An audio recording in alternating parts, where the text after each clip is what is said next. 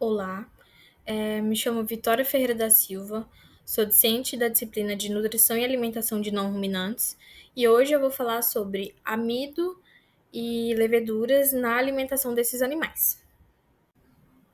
Bom, o amido e a levedura eles são ingredientes essenciais na nutrição de animais não ruminantes e porque fornece energia e melhora a digestibilidade dos nutrientes. Os não ruminantes, como os suínos e as aves, eles possuem um sistema digestivo simples e dependem de ingredientes altamente digestíveis para otimizar, né, o seu desempenho produtivo e garantir a sua saúde intestinal. Bom, o amido, ele é um polissacarídeo de reserva, né? E ele é encontrado em vegetais, sendo uma das principais fontes de energia para animais monogástricos, como suínos e aves. Ele é composto por duas frações principais, amilopectina e amilose. A amilopectina, ela é altamente ramificada, de rápida digestão, e a amilose, ela é uma estrutura linear de digestão um pouco mais lenta.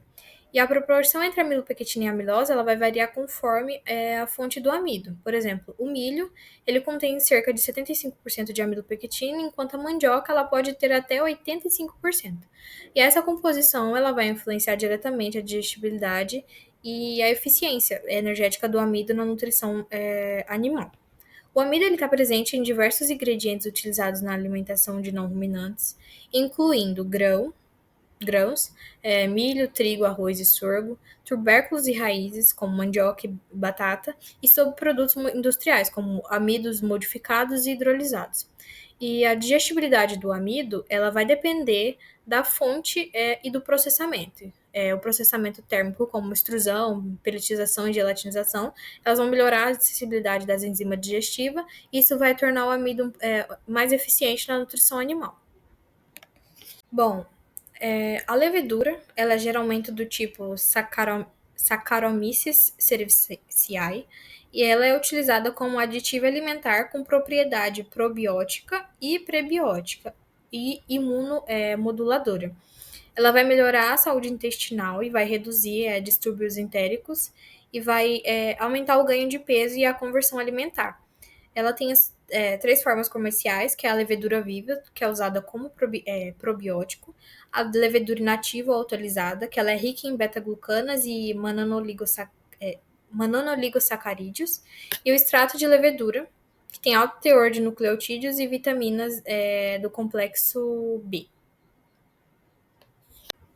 Bom, a produção desses alimentos no Brasil e no mundo, bom, o amido, ele é como disse, uma das principais carboidratos utilizados na nutrição animal. Ele é extraído, como citado, de diversas fontes vegetais, como milho, trigo, arroz e mandioca. Em 2025, a produção global do amido seguiu em crescimento, impulsionada pela demanda da indústria de alimentos e pela nutrição animal. Bom, no Brasil, o milho permanece como a maior fonte de amido utilizada na alimentação animal. O Brasil ele continua sendo o terceiro maior produtor mundial de milho. Em 2025, a produção brasileira de milho está estimada de 130 milhões de toneladas, que é um aumento em relação a 2023, impulsionado por avanços tecnológicos e pela expansão da área cultivada.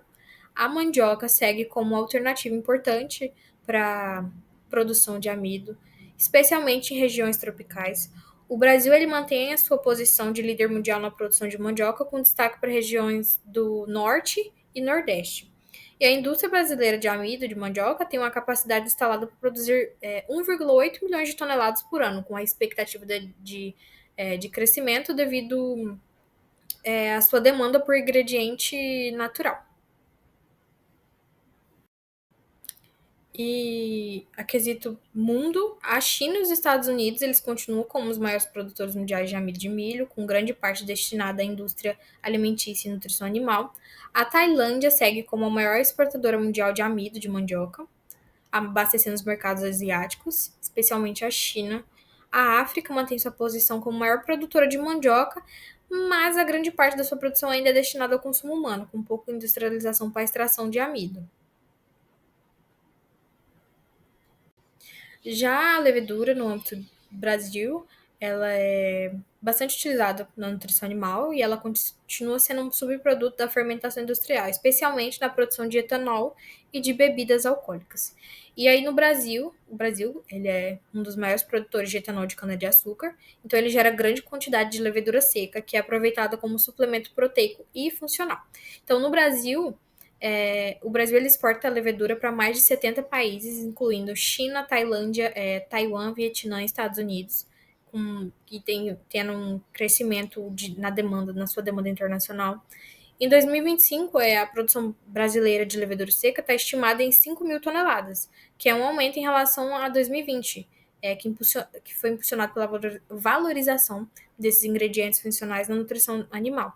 E a produção ocorre principalmente em São Paulo, onde grandes indústrias como a Térios processam a levedura para a alimentação desses animais. Sua produção no mundo, bom, a Europa e os Estados Unidos, eles continuam investindo nessa produção de levedura voltada para suplemento nutricional, e a China mantém sua posição como uma das maiores consumidoras de levedura para nutrição animal, importando um grande volume do Brasil e da Tailândia. E a Tailândia segue como um dos principais produtores de levedura também, aproveitando os subprodutos da indústria do etanol e da cerveja. E a utilização desses subprodutos industriais, como a levedura seca, vem sendo uma estratégia sustentável para reduzir o desperdício e agregar valor dos resíduos da fermentação. Além disso, a produção de amido de mandioca segue como uma alternativa viável, como eu já citei, para a região tropical, porque isso vai desenvolver um desenvolvimento agrícola e uma diversificação da nutrição animal. Agora, sobre o processamento desses alimentos. Bom, o processamento do amido ele vai ser essencial, porque ele vai aumentar a sua digestibilidade, palatabilidade e sua eficiência energética na dieta dos animais.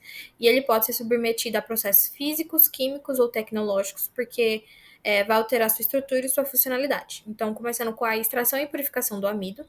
Esse amido ele é obtido a partir dos diferentes fontes vegetais já citadas aqui, como milho, trigo, arroz e mandioca. E essa extração ela vai envolver várias etapas que vai ser para separar o amido de outros componentes como fibra, proteína e lipídio. Então, na maceração, os grãos ou tubérculos, eles vão ser embebidos em água por um período controlado, que geralmente é de 24 ou a 48 horas. Isso vai promover o amolecimento do material, vai facilitar a sua ruptura das células durante a moagem e vai aumentar o rendimento da extração. Aí na moagem úmida, após a maceração, o material ele vai ser submetido à moagem com a adição de água.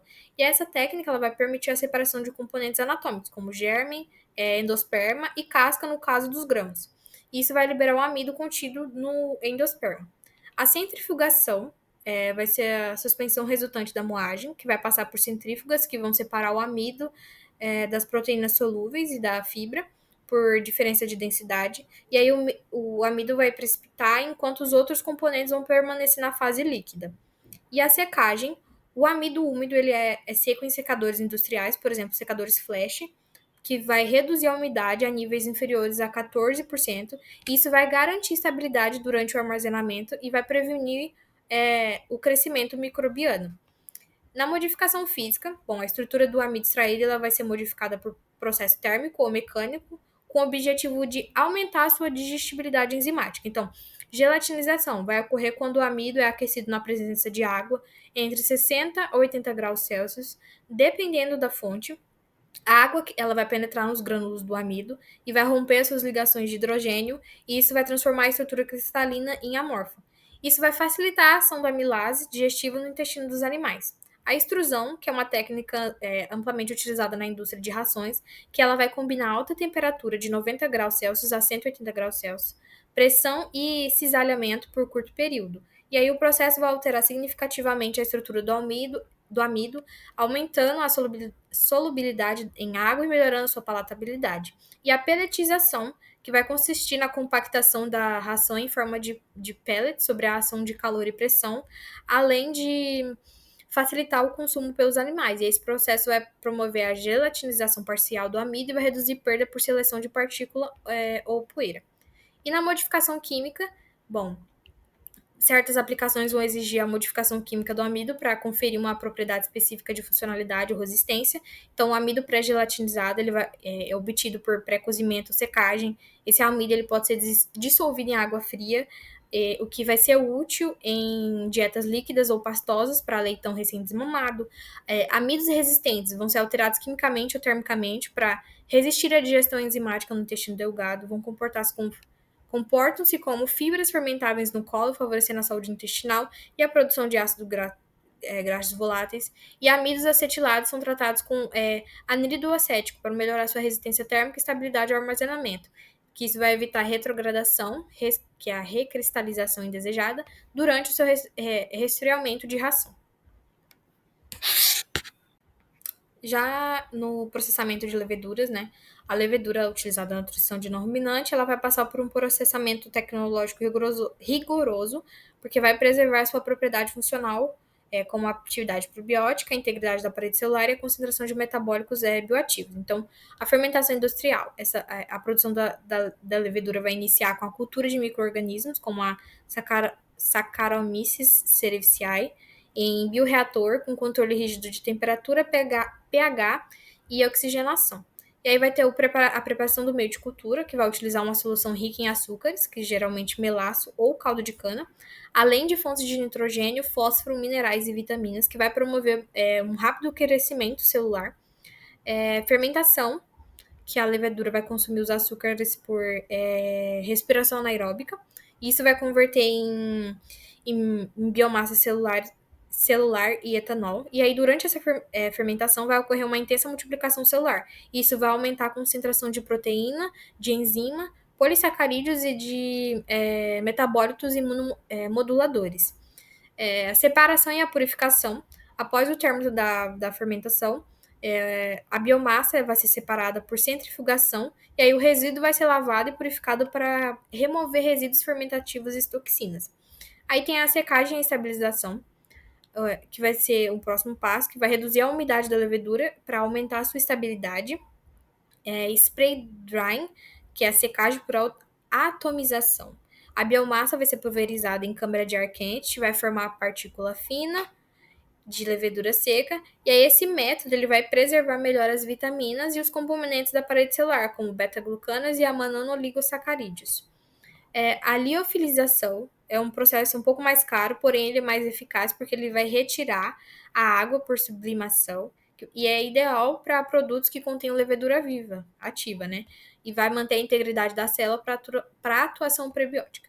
E aí o processamento vai ter um processamento específico para cada tipo de levedura, né? A levedura viva ela deve ser mantida, deve manter sua viabilidade celular, compete com bactérias patogênicas no trato gastrointestinal e ela estimula a imunidade local, melhorando a integridade da mucosa intestinal. Levedura inativa autorizada, ela é obtida após o rompimento das paredes celulares e liberação do conteúdo intracelular. Ela é rica em fatores bioativos, como nucleotídeos, peptídeos e vitaminas, além da parede celular intacta, que atua como um prebiótico, e extrato de levedura, que concentra o conteúdo intracelular contendo alto teor de nucleotídeos, aminoácidos livres, vitaminas do complexo B, zinco e selênio. E vai estimular a imunidade, melhora a absorção intestinal e ela vai acelerar o crescimento das células epiteliais do intestino. Agora, sobre os valores nutricionais e antinutricionais, de acordo com as tabelas brasileiras para aves e suínos, bom, o amido, ele é seu principal componente, o amido, é 87,4%, sua matéria seca é composta por 88,6%. Isso indica que ele tem pouco teor de água, a sua proteína bruta tem 0,40%, significa que é muito baixa. A fibra bruta é de 0,20%, quase inexistente. Sua energia metabolizável é de 3.528 quilocalorias por quilo, está muito alta. E sua digestibilidade é de 96,4% nos suínos. Isso significa que tem um excelente aproveitamento. Ou seja, é um ingrediente com muita energia e com pouquíssima proteína ou fibra. não fornece quantidades relevantes de aminoácidos essenciais e não contribui significativamente com minerais. Então, por isso, ela deve ser combinado com fonte proteica e minerais. Exemplo, farelo de soja, fosfato bicálcico. E aí, na formulação da ração, as tabelas não trouxeram valores exatos de inclusão para aves e suínos. Então, isso meio que sugere que o amido ele é usado de forma complementar e não como ingrediente principal. Porque normalmente ele já está presente em ingredientes energéticos como o milho. E embora o amido não seja tóxico, ele pode ter efeito negativo se usado de forma inadequada. Por exemplo, o amido resistente, parte não é digerível, então fermenta no intestino grosso, vai causar, dependendo da quantidade fornecida, vai fermentar no intestino grosso e vai causar gases e reduzir a energia disponível. O processamento inadequado, se não for bem cozido, a sua digestão vai ser prejudicada e ele tem um efeito diluidor, tem pouca proteína e minerais. Então, se usado em excesso, ele pode desequilibrar a ração. Então, o amido ele é seguro para uso, mas ele precisa ser bem processado e balanceado na dieta. E os valores nutricionais e antinutricionais da levedura, de acordo também com tabelas brasileiras para aves e suínos. Bom, aqui eu trouxe a levedura de cerveja e levedura de destilária de álcool, que são alimentos ricos em proteína e com boa digestibilidade, e especialmente para suíno. E aí, os seus principais benefícios é que tem alta proteína, a levedura de cerveja tem 41,8%, e a destilária tem 37,2%. Apresenta boa energia para suínos até 3.240 quilocalorias e para aves até 2.590 quilocalorias. Tem boa digestibilidade de aminoácidos, com lisina e metionina, que é essencial para o crescimento. E a sua recomendação na ração para aves, frangos e poedeiras é uso prático de 2 a 3% e máximo de 3 a 4%. E para suíno de crescimento e reprodução, prático de 2 a 5% e o máximo de 6 a 15%, conforme a sua fase. E essas leveduras elas são ótimas opções para substituir parte do farelo de soja, porque vai ajudar a reduzir custos sem comprometer o desempenho animal. As tabelas não indicaram diretamente a presença de fatores antinutricionais na levedura, de cerveja e da destilária, mas alguns pontos merecem atenção. Porque, embora nutritiva, a levedura ela pode ter algum tipo de fator nutricional, como fósforo fítico, que é uma forma não disponível, ela vai prejudicar a absorção de minerais. Componentes da parede celular, como a beta-glucana, ela pode reduzir a digestibilidade. E o desequilíbrio de aminoácidos. Em aves, algumas têm baixa digestibilidade. E eu trouxe um artigo sobre o efeito da utilização de leveduras vivas no desempenho de leitões. E os resultados apresentados aqui na primeira tabela apresenta a fórmula da ração usada nos dois tratamentos. O T1 é o controle, que foi ração básica, que ela é sem o probiótico, e a T2 é o probiótico, que é a mesma ração, só que com 0,2% de levedura viva, que é a Saccharomyces cerevisiae. E aí os valores calculados, proteína bruta, energia, lesina, foram iguais nos dois tratamentos, o que indica que a única variável testada foi o uso do probiótico. E aí, isso permitiu isolar o efeito do probiótico no desempenho, já que a base nutricional é igual nessa primeira tabela. Aqui na tabela 2, foi observado, então, um consumo de ração, que não houve uma diferença significativa. O grupo com probiótico comeu menos, e na parte de ganho de peso também não teve uma diferença significativa, porque ambos ganharam peso parecido. E aí, na conversão alimentar também não teve uma diferença, porque a eficiência alimentar foi semelhante. E aí, a conclusão dessa tabela foi que o prebiótico ele reduziu o consumo, mas ele não trouxe um ganho de desempenho. Isso pode ter ocorrido porque a levedura pode ter alterado o sabor da ração, o que tornou ela menos palatável, e os animais estavam em um ambiente limpo e controlado e com baixo desafio sanitário. Então, isso fez com que reduzisse a necessidade de proteção intestinal que os probióticos oferecem. E na tabela 3, ele trouxe o custo da ração por quilo de leitão produzido. E aí, Mesmo com desempenho semelhante, a ração com probiótico ela foi mais cara, o que aumentou o custo por quilo de leitão produzido. E isso aconteceu porque o probiótico aumentou o custo, né, do quilo da ração, e como não melhorou o ganho de peso, não teve retorno financeiro, não compensou financeiramente.